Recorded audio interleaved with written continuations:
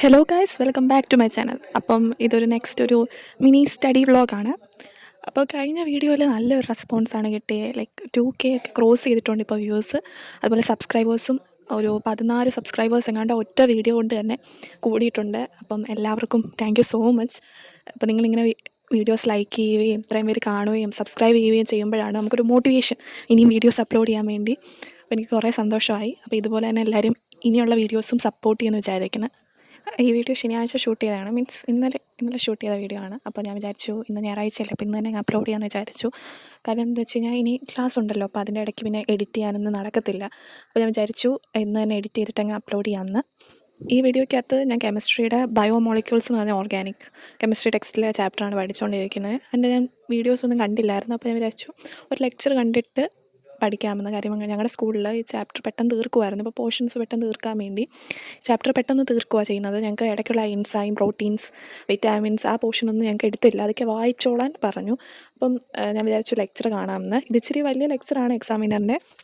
അപ്പോൾ കഴിഞ്ഞ വീഡിയോയിലൊരു കമൻറ്റ് ഉണ്ടായിരുന്നു, എവിടം വരെ ആയി പഠിച്ച് പോർഷൻസൊക്കെ, ഫിസിക്സ്, കെമിസ്ട്രി ഒക്കെ പോർഷൻസ് എവിടം വരെ ആയെന്ന് ചോദിച്ചായിരുന്നു.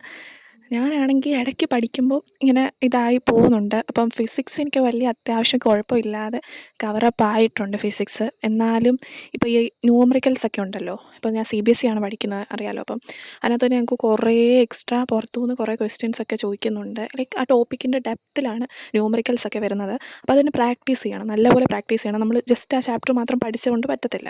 അപ്പോൾ അതുകൊണ്ട് തന്നെ ഇപ്പം ചില ചാപ്റ്റേഴ്സ്, മീൻസ് റയോപ്റ്റിക്സ് അങ്ങനെ പോലെയുള്ള ചാപ്റ്ററിൻ്റെ ഞാൻ കുറേ ഡെപ്തിലൊന്നും ക്വസ്റ്റ്യൻസ് പ്രാക്ടീസ് ചെയ്തിട്ടില്ല. അപ്പോൾ അതുകൊണ്ട് തന്നെ നമുക്ക് ആ ചാപ്റ്റർ പഠിച്ചെന്ന് പറയാൻ പറ്റത്തില്ല.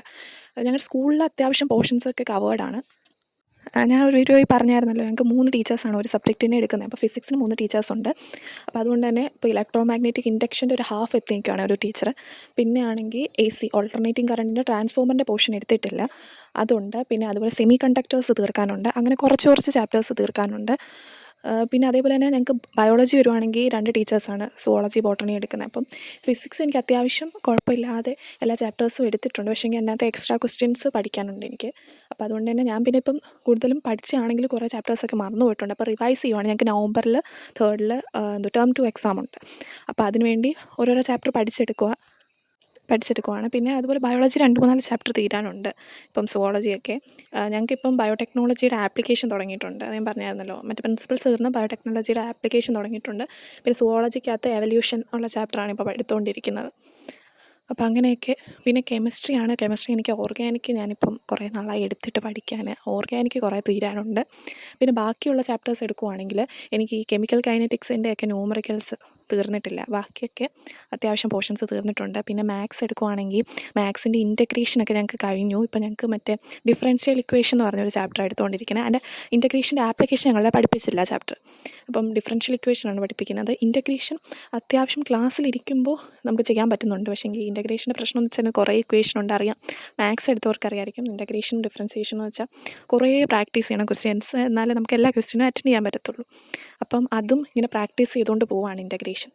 ബാക്കി ചാപ്റ്ററൊന്നും വലിയ കുഴപ്പമില്ല. ആദ്യത്തെ ചാപ്റ്ററൊക്കെ അത്യാവശ്യം സിമ്പിളാണ്. ഇൻറ്റഗ്രേഷൻ, ഡിഫറൻസിയേഷനാണ് +2 മെയിൻ പോർഷൻ വരുന്നത്.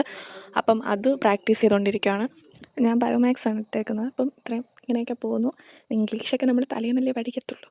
ഇംഗ്ലീഷൊന്നും നോക്കുന്നില്ല, ഇങ്ങനെയാണ് പോകുന്നത്.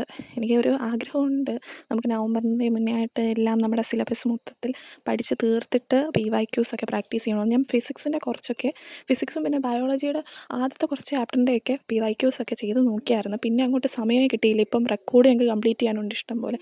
അറിയാലോ, ഫിസിക്സ്, കെമിസ്ട്രി, ബയോളജി റെക്കോർഡ് കുറേ ഉണ്ട് കംപ്ലീറ്റ് ചെയ്യാൻ വേണ്ടി. അപ്പം അതിൻ്റെ ഇടയ്ക്ക് ഇതും കൂടെ ചെയ്യാൻ സമയം കിട്ടുന്നില്ല. അപ്പം ഞാൻ വിചാരിക്കുകയാണ്, റെക്കോർഡ് ഇപ്പം തീരുമല്ലോ, ഒരു പ്രോജക്റ്റ് ഉണ്ട് ഓരോ സബ്ജക്റ്റിൻ്റെ, അത് കഴിയുമ്പോഴത്തേക്ക് PYQs ഒക്കെ പ്രാക്ടീസ് ചെയ്യാമെന്ന് വിചാരിക്കുന്നത്. ജാനുവരി നമുക്ക് ബോർഡ്സിൻ്റെ പ്രാക്ടിക്കൽ കാണുമല്ലോ. അപ്പോൾ അതും ഉണ്ട്. അങ്ങനെ കുറേ ഇതൊരു ഹെക്റ്റിക് ഷെഡ്യൂളാണ്. എന്തായാലും ഇനി നമുക്ക് 1 മിനിറ്റ് പോലും കളയാനില്ല, അറിയാം. അപ്പം നമ്മൾ മാക്സിമം എല്ലാവരും ഈ വീഡിയോസ് കാണുന്ന 12th അല്ലെങ്കിൽ 10th എല്ലാവരും മാക്സിമം എഫേർട്ട് കൊടുക്കുക. ഇത് ലൈക്ക് ഇതൊരു എക്സാമാണ്, ജസ്റ്റ് ഒരു എക്സാമാണ്. അങ്ങനെ കണ്ട് എഴുതുക. നമ്മുടെ ഹെൽത്ത് നോക്കുക. കുറേ അങ്ങ് ഹെൽത്ത് കളഞ്ഞിട്ട് ഉറക്കമില്ലാതെ ഒന്നും പഠിക്കേണ്ട ആവശ്യമില്ല. നമ്മുടെ ഹെൽത്ത് നോക്കുക. പിന്നെ നമ്മുടെ മാക്സിമം എഫേർട്ട് കൊടുക്കുക. ലൈക്ക് നമ്മുടെ സ്കൂൾ ലൈഫിലെ ലാസ്റ്റ് എക്സാമാണ്. അപ്പോൾ അതിന് നല്ലൊരു മാർക്ക് സ്കോർ ചെയ്യുക എന്നുള്ളതായിരിക്കണം നമ്മുടെ ലക്ഷ്യം. അപ്പോൾ അതിനുവേണ്ടി മാക്സിമം കൊടുക്കുക എന്നാണ് എനിക്കൊരിത് പറയാനുള്ളത്. അപ്പോൾ നമ്മുടെ ഹെൽത്തും കൂടെ നോക്കുക. ഹെൽത്ത് നോക്കാതെ നമ്മൾ എത്ര പഠിച്ചിട്ടും കാര്യമില്ല. ഫൈനലി നമുക്ക് വേണ്ടത് നമ്മുടെ ഹെൽത്താണ്. അത് ഓർത്തിട്ട് എല്ലാവരും പഠിക്കുക. പിന്നെ എന്തോ ചെയ്യുന്നതെന്ന് പറഞ്ഞില്ലല്ലോ. ഇതിനകത്താണെങ്കിൽ ഞാൻ മറ്റേ വീഡിയോ മൊത്തം കണ്ടു. ബയോമോളിക്യൂൾസിൻ്റെ എക്സാമിനറിൻ്റെ ക്ലാസ് മൊത്തം കണ്ടു കഴിഞ്ഞിട്ട് ഞാൻ പിന്നെ ഫിസിക്സിൻ്റെ മറ്റേ റയോപ്റ്റിക്സിനകത്ത് കുറേ ഇങ്ങനെ ഇക്വേഷൻ ഡിറൈവ് ചെയ്യുന്ന ടൈപ്പ് ഉണ്ടല്ലോ, like lengths makers formula, refraction at spherical surface, അതൊക്കെ ഉണ്ടല്ലോ. അപ്പോൾ അത് ഞാനൊന്ന് ടൈമർ വെച്ച് എഴുതി നോക്കുക.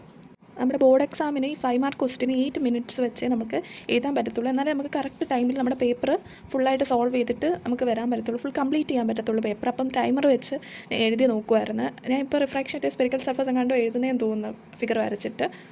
അപ്പോൾ എല്ലാവരും മാക്സിമം പോർഷൻസൊക്കെ കവർ ചെയ്യുക, എന്നിട്ട് എക്സ്ട്രാ ക്വസ്റ്റ്യൻസ് PYQs ഒക്കെ പ്രാക്ടീസ് ചെയ്യുക. പിന്നെ ഞാൻ പറഞ്ഞതിൻ്റെ കൂട്ട് തന്നെ ഹെൽത്ത് നോക്കി എല്ലാവരും പഠിക്കുക, എല്ലാവർക്കും നല്ല മാർക്ക് കിട്ടട്ടെ. So thank you for watching, keep supporting.